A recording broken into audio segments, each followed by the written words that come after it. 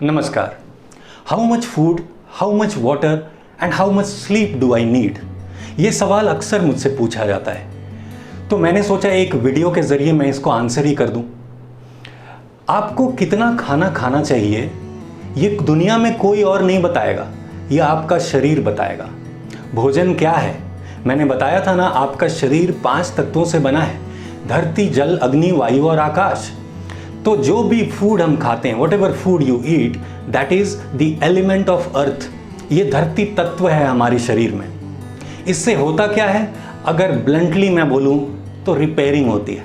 Repairing मतलब repairing मतलब आपसे कुछ अलग हो गया है, उसको वापस किया जाता है। मतलब धरती, जल, अग्नि, वायु, आकाश, इस 5 तत्वों के बने हुए हैं आप। इसमें धरती तत्व की कमी होगी तो आपको भूख लगेगी, तो आप खाना खाएंगे तो वो रिपेयर होगा, रिपेयर। तो बॉडी में जो भी रिपेयरिंग चलनी है सेल्स में, उसके लिए हमको भोजन चाहिए होता है।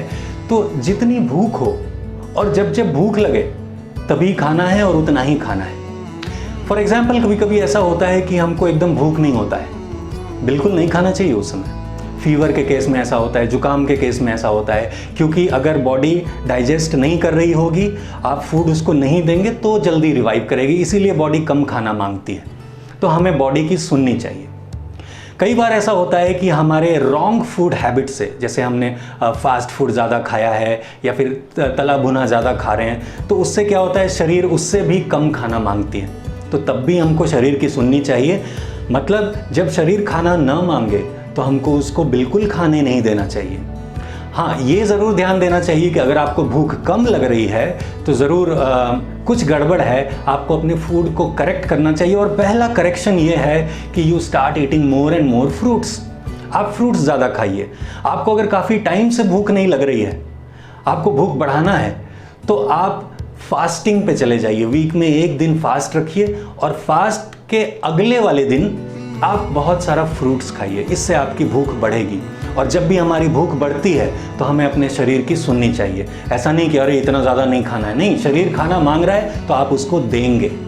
तो जितनी भूख हो उतना खाना चाहिए और जब जब भूख लगे तो खाना खाना चाहिए। ऐसी ही बात पानी के बारे में भी है। बहुत सारे रिसर्च हैं, बहुत सारे क्वालिफाइड लोग हैं, so called qualified people who set a benchmark कि आपको इतना 7 से 8 लीटर पानी पीना चाहिए। एक न्यूज़पेपर में मैंने आर्टिकल देखा था, उसमें कह रहे थे कि 7 से 8 गिलास पानी पीना चाहिए। ऐसा कैसे हो सकता है? कोई और आपके शरीर के वाटर रिक्वायरमेंट को कैसे डिसाइड कर सकता है? और वो होता है कौन डिसाइड करने वाला? जब आप अपने शरीर के साथ स्वयं अंदर मौजूद हैं, आप अपने शरीर की सुनेंगे तो शरीर आपसे पानी मांगेगा। जब जब प्यास लगे, जितनी प्यास लगे तब तब और उतना ही पानी पीना चाहिए। 72% of your body is made up of water. तो पानी क्या करेगा अंदर जाके? Again repairing. जो जल तत्व अलग हो गया है आपके शरीर से, उसको पूरा करेगा, रिपेयर करेगा। तो किसी की भी बात नहीं सुननी है। हो सकता है कि आपकी लाइफस्टाइल ऐसी हो या अंदर बॉडी में कुछ ऐसी मरम्मत चल रही हो कि बॉडी बहुत ज़्यादा पानी मांग रहा है, प्यास ज़्यादा लग रही है, तो दीजिए ना उसको पानी, ज़्यादा पानी दीजिए। लेकिन हो सकता है कभी कभी हो सकता है आप फ्रूट ज़्यादा खा रहे हैं, रॉ वेजिटेबल ज़्यादा खा रहे हैं, आप वाटर रिच फूड ज़्यादा ले रहे हैं, तो हो सकता है आपका शरीर दिन भर में, पूरे दिन में कभी भी पानी ना मांगे। तो मत दीजिए ना, क्योंकि शरीर नहीं मांग रहा है। तो वाटर के केस में भी मेरा यही मत है कि जितनी प्यास हो और जब जब प्यास लगे हमें उतना ही और तब तब ही पानी पीना चाहिए। अब आता है कि कितनी नींद अच्छी है। अब again the so called qualified people वो कहते हैं कि 7 से 8 घंटे की नींद आपको ज़रूरी है। कोई कैसे डिसाइड कर सकता है?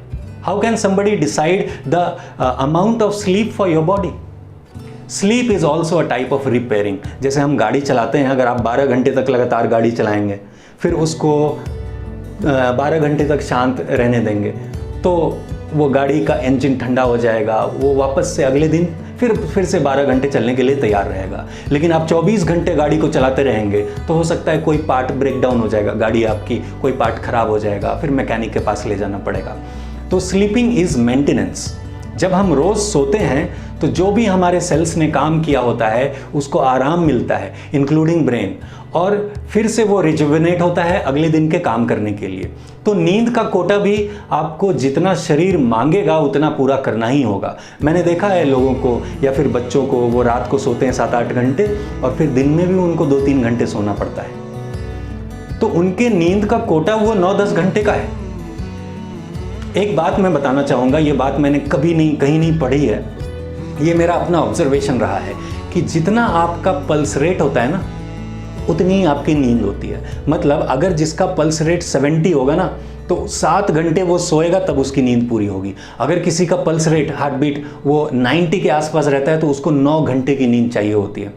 वो रात को अगर 7 घंटे सोएगा, 9 घंटा पूरा नहीं हुआ है, दिन में उसको फिर से 2 घंटे सोने की ज़रूरत पड़ती है। तो ये मेरा ऑब्जर्वेशन है। कोई अगर 60 हार्ट बीट होती है किसी की, तो वो 6 घंटे में एकदम फ्रेश फील करता है।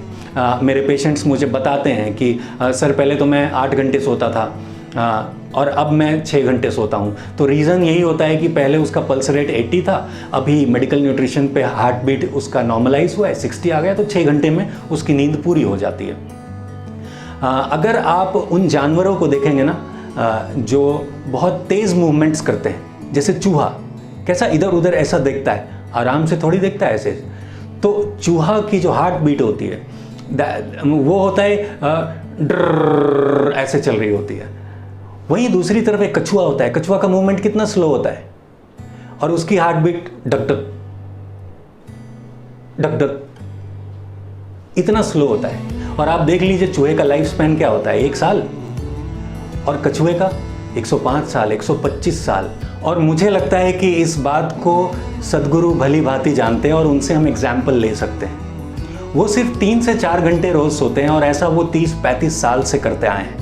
अगर वो न्यूज़पेपर में पढ़ लें कि 7-8 घंटे सोना ज़रूरी है, तो क्या वो उस बात को मान लेंगे? नहीं। He listens to his body always. और जितनी नींद उनको चाहिए होती है वही 3 से 4 घंटे, तो उतनी ही नींद वो लेते हैं और इतने सालों से वो बिल्कुल ठीक है, कोई प्रॉब्लम नहीं। तो कोई ज़रूरी नहीं कि आपको कोई बता दे कि इतना सोना है तो उतना ही सोना है, वो आपका शरीर बताएगा। और सद्गुरु का पल्स रेट भी उसी हिसाब से, उसी अनुपात में कम रहता है। तो इससे मैं ये कंक्लूड करता हूँ कि आपको आपकी हार्ट बीट्स गिन के मिली है। तो अगर आपकी हार्ट बीट तेज़ चल रही है, इसका मतलब कि आप अपने हार्ट बीट्स का कोटा जल्दी ख़त्म करेंगे। तो जल्दी ही आपको कुछ करना चाहिए ऐसा कि आपकी हार्ट बीट नॉर्मलाइज हो।